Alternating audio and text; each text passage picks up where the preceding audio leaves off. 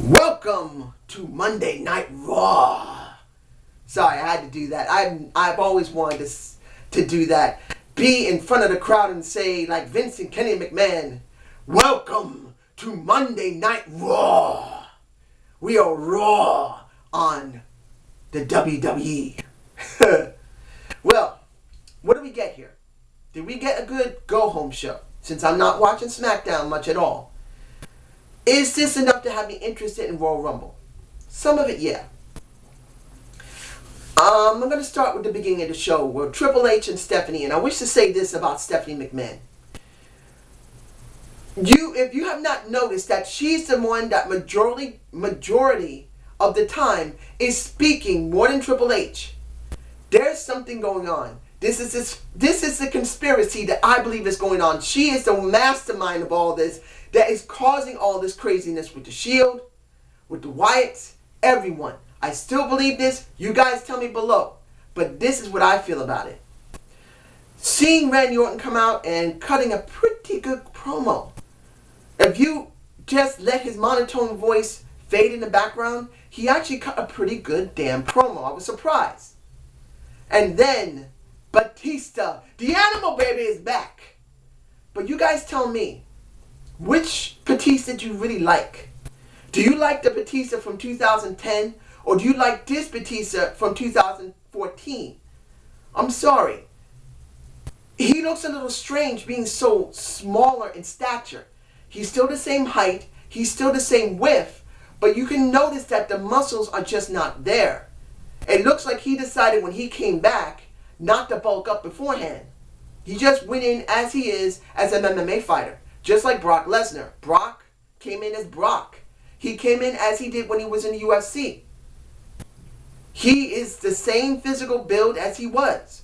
So seeing Batista like that is a strange thing. I'm sorry. If you haven't noticed it, take a look. He just looks smaller. But it doesn't mean he doesn't look good. He just looks strange as a smaller wrestler.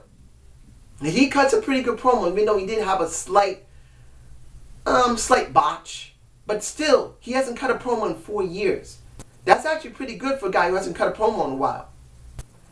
And I'm very interested in seeing Batista face a Randy Orton at WrestleMania 30. I don't want to see a Batista wrestling an ADR. Don't want to see a Batista wrestling John Cena. I want to see a Batista wrestle Randy Orton. Something we haven't seen in a long time. And this is what I'm botching because I really don't want to talk about this, but I got to talk about it. Brock Lesnar and Big Show. We get this little bit about Big Show wanting to take out Brock. And Brock wanting to take out Big Show. Why couldn't this been saved for WrestleMania 30? When was the last time these guys actually met? Maybe 2003? 2004? These two have not touched each other in years. Brock broke the ring with Big Show in 2003. The first time around. He's the one who broke that ring with Brock. That was epic. No one has forgotten that yet. So why in the blue fuck couldn't they have done something else with Brock Lesnar and done something else with Big Show until WrestleMania 30? They could have said a match of a lifetime or a match of the decade. You can use that line with these guys. They haven't faced each other in at least a decade. I wanted to see something like that. They could have built 3 to 4 months around these guys. But what do we get? Something that's going to last maybe about a month, maybe? Maybe they may do it for 2 months, and then maybe a blow-off, if we're really lucky, maybe WrestleMania. So I'm not really interested in seeing this. Not now. I wanted to see it months from now. That could have been built really well. But we didn't get that.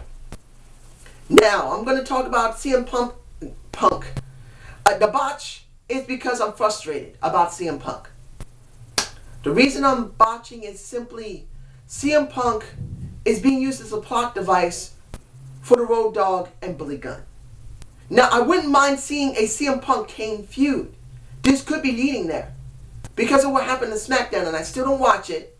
But seeing the snips, it makes sense why Stephanie again comes out and deals with a Kane. It actually makes sense.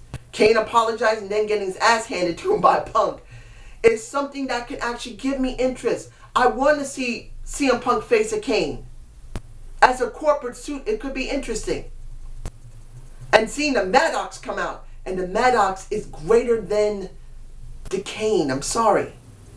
In this case, Kane just doesn't have the same star power as Maddox. Just doesn't. Maddox makes a match between Punk and Billy Gunn. What happened with Billy Gunn? He gets beaten. Even though Punk now has to be number 1 entry in the Royal Rumble, which is actually very good. And I may do a video on that in a mixed bag of wrestling before the pay-per-view if I can get it done. It's actually a very good thing for Punk. This can actually really put him on the map even more than what he is now. But I'm not happy to see Punk being used as a plot device like this. He was supposed to be used as a plot device for the Shield, and that didn't happen. Now he's being used as a plot device for Billy Gunn and Road Dogg. Road Dogg was great on commentary, but come on. CM Punk should not be used this way. I just don't see it. And since I'm talking about the Shield versus the Road Brothers and Big and Langston. I'm sorry, I'm not interested. For what I just said, the Shield is supposed to be dealing with a conflict. And there's no conflict. The Shield should have had some more conflict behind the scenes, and we don't get it. The Shield shouldn't be talking together all the time. And as far as I know, they're still talking as a unit. The Shield won this match, but they didn't win anything for the simple fact that they still are together. Roman Reigns is the most strongest person they have, even though he's still pretty green. Seth Rollins is good. Dean Ambrose is good, but it doesn't mean they will get the same star power as a Roman Reigns right now. They could get it later. But Roman Reigns is the one people want to see. And what we got right now is nothing. So, what we're going to see at WrestleMania, from Royal Rumble, is it going to be good or not? I don't think so. So this just, I just don't see anything good here. Now, for Daniel Bryan dealing with Bray Wyatt, the Usos versus the Wyatts was a good match. Daniel Bryan helping them made sense. The crowd loved it. They ate it up. I do admit I'm a little upset that the Usos' theme music was cut off really quick for Daniel Bryan's music. It's understandable because the crowd was cheering like fuck for him. But what do we really get with Bray Wyatt and Daniel Bryan? Now, Daniel made a very good promo. A good promo segment. So did Bray Wyatt. He did pretty good saying, "You're a traitor. We destroy those who are traitors." It wasn't bad, but what does this really give us? Ladies and gentlemen, Daniel Bryan is well over. There's no problem. He's the most over person that's there. He's well over than John Cena. Over than Triple H or anyone else there. Bray Wyatt is a pretty damn good heel. But there's nothing there. What are they going to really do here with those two? Yeah, they'll have a match. But what then? They milked this too much. Daniel Bryan will lose steam. So the question is, what is next for Daniel Bryan? I just don't see what's next. Because I don't see anything really good. They threw those two together to give them something. And then when they decided to turn Daniel Bryan heel, they got scared that they were going to lose their base on Daniel Bryan. And they pulled back. They could have left it at least a couple of months. And then they would have him even more over. But they pulled back too soon. So to me, I just feel like they're not doing that well with this. They don't really know what to do with Daniel Bryan. He's so over, they don't know what to do. So I'm moving on to Fandango versus Xavier Woods. I'm just not interested. I like Xavier Woods. I love Fandango. I agree with The Rock. He did a interview with someone a couple of months back saying that his favorite wrestler right now is Fandango. He loves Roman Reigns, his cousin, but Fandango's his favorite because it takes a lot of character to play a fruitcake like, the Nature Boy. I can't even compare them. I can't. But you get my point. Not the Nature Boy Ric Flair, but Seeing this for these guys where they're not really promoted that well. Saturday Morning Slam, I'm sure they went on it. Wednesday Night Main Event, they had something going on. SmackDown, they had something going on. But Xavier Woods, if he's supposed to get over, they need him on Raw more and SmackDown more, not Wednesday Night Main Event. I just don't feel anything. If they had done some segments in the back, I would get more interested. Let these guys talk. Doing these stupid blow-off matches where one guy wins and then the other guy wins and then they have a final match is not working for me. It's upsetting me because they're not doing anything. And that kind of goes with Rey Mysterio and ADR. Now, of course, he dealt with Batista later, and Batista bombed him out of his boots. But that's another example. ADR with Rey or ADR with Sin Cara. I've done this video more than once, and I kept getting Rey and Sin Cara mixed up because they did the exact same thing. I got bored. They got to stop doing these. One guy wins a match, another guy wins a match. They're in a feud now. Oh, we got to have a blow-off match to finally end the feud. And I get nothing. I'm bored. I wish they stopped doing this. But I don't see the end of it. So, that's 2 matches right there. I was bored out of my mind. Now, this is a match I was not bored out of, at least not until the end. I mean, well, actually, reverse that. The reason I'm botching is because I'm happy. AJ and Tamina versus the Funkadactyls. Cameron and Naomi, my baby, my love, my all. Oh! Woo! She looked good. She looked beautiful. And she won the fucking match. Cameron began the match and got her ass handed to her. And don't get me wrong, I love Cameron. I love Ariane. She's a beautiful woman. If I was offered Ariane, if Ariane came to me with a flat chest and say, look, I want a good man. You're a good man. You want me? I would get on my knees and kiss her feet and say, yeah, baby, I'll take you happily. I don't need a big boob woman to be happy, even though big boobs are nice. But Naomi's my love. And I've said this many times before over the last year and a half. Naomi is the best option for the Divas right now. She's new. She has the ability. Look, Naomi is beautiful. She knows how to talk. She's very good in the ring, even though sometimes she acts a little botchy. And we have not seen her in the main event title scene at all. Except once, going against Eve Torres around 2012. During that, I believe, TLC match, where everyone had a shot at getting it, she had her shot once. And she lost. Of course, it was Eve Torres.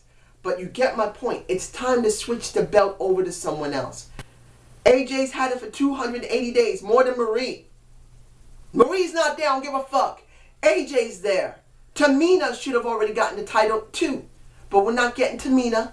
We're not getting Naomi. We're not getting Natalya. We're not getting Oksana. Oksana never had the title. You could give it to Summer Rae, I don't give a fuck. But someone needs to get that title. Right now it looks like it might be Naomi. Unless they're just giving AJ someone to kill at, I believe, Royal Rumble. My guess is Naomi is going to face her Royal Rumble. And she'll probably lose. Because they just don't want to hand the title over to anyone yet.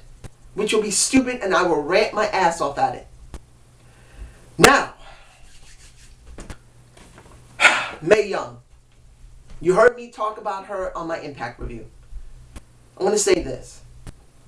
My most favorite female wrestler, next to Sensational Sherry, was Fabulous Moolah. I love Moolah to death. Moolah was my love. As a kid, I thought she was the most gorgeous woman I've ever seen in my life. I was a kid.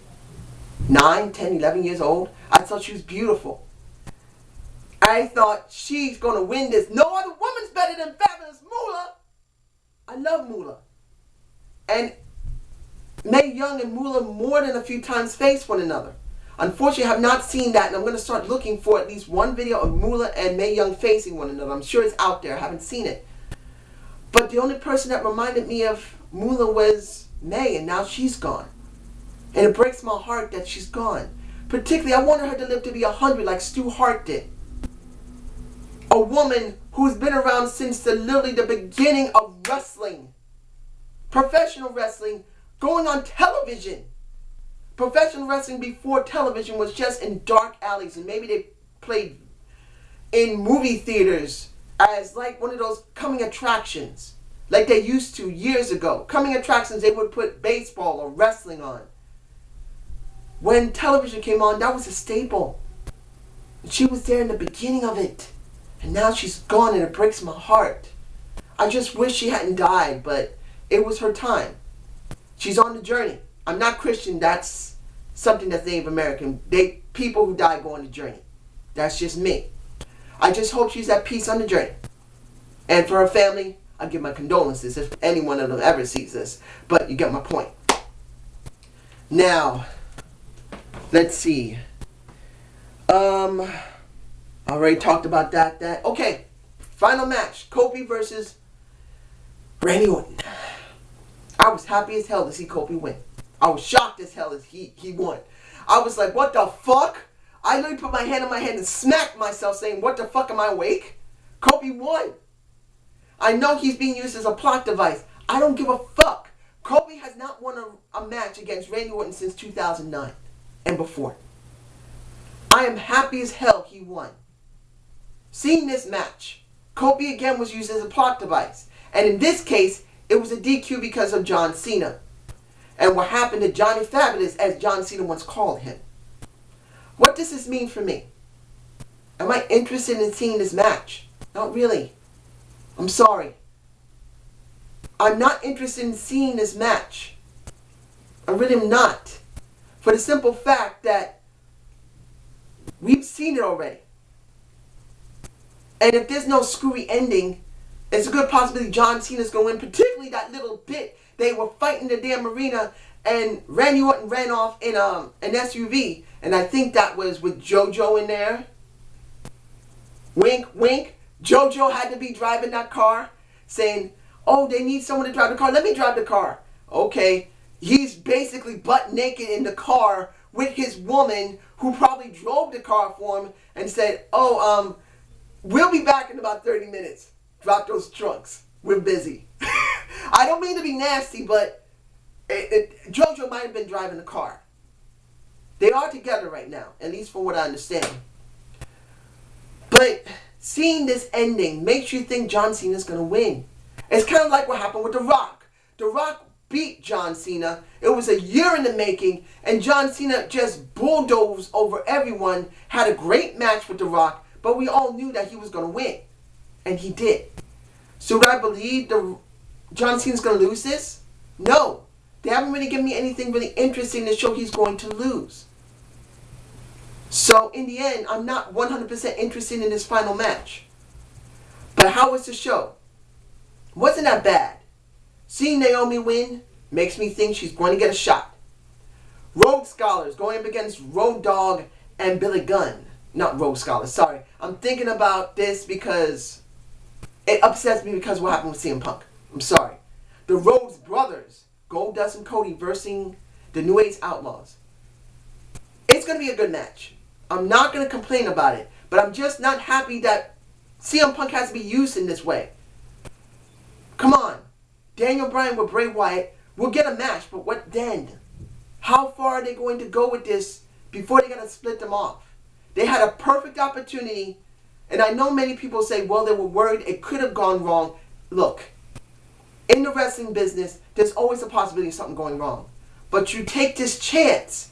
It could have been epic to see 2 or 3 months down the road and Daniel Bryan finally breaking away from them, and the crowd would have jizzed on themselves. He was too far over, in my humble opinion, to be totally turned off by the crowd. I mean, the crowd will still love him. That's my feeling about this. Give me a comment about this, and hopefully I'll be able to get a debate of the week out.